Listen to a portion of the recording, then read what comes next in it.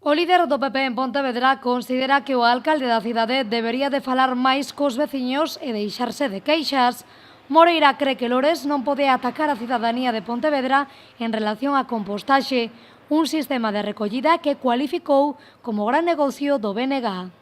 Desde logo, parece que o que non está de acordo co compostaxe é Fernández Lores, porque desde logo non hai peor forma de implantar un sistema de xestión de residuos como o que está facendo el, sin rumbo, sin folla de ruta,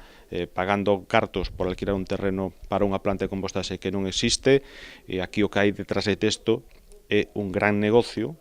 do que algún día nos tendrán que explicar quen está sacando o rendimento, porque isto é un gran negocio, pero non é un sistema alternativo de recollida de lixo. En relación ao premio a nivel europeo que vende recibir o Plan Revitaliza, Moreira cree que detrás estará unha empresa privada. O PP, pola súa banda, dixo que aposta por unha compostaxe individual e comunitaria no rural, nun sitio no que o composteiro non moleste. Iso sí, Moreira non considera que a compostaxe comunitaria se poda realizar nun centro urbano dunha cidade como é Pontevedra. Nos apostamos pola compostaxe comunitaria, pero no rural, pero no centro urbano, e creo que é unha forma a que está levando a cabo o Concello de Pontevedra que é inviable, e os feitos están aí, e os datos están aí. Non estamos aforrando nada con esta compostaxe, a pesar do que eles din, seguimos enviando máis residuos que nunca Sogama, seguimos dando máis cartos, e seguimos gastando máis cartos aquí nun plan, nun negocio.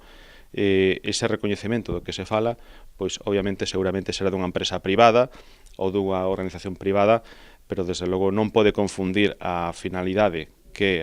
medioambiental que todos perseguimos coa chapuza que está levando a cabo o Concello de Pontevedra, que non sabe nin por onde anda. Ademais, o PP tamén criticou a subvención pro transporte na cidade que lanzan dende o goberno local, un prezo que ascende aos 71.000 euros.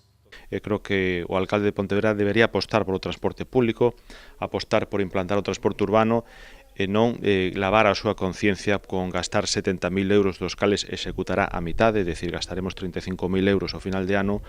para subvencionar un transporte dunha liña solamente a partir da viaxe número 12. O que hai que comparar é que outras cidades como Santiago de Compostela gastan casi 5 millóns de euros en transporte público e nos gastamos 30.000, 40.000 euros. Esa é a diferencia. E pensamos que Pontevedra merece transporte público porque creemos que é a forma de retirar os vehículos, os turismos das rúas de Pontevedra. Moreira considera irrisoria esta cantidade destinada ao transporte público e cree que se o goberno local quere unha cidade máis peonil, debería de apostar e potenciar o transporte co fin de que os veciños deixasen o coche na casa.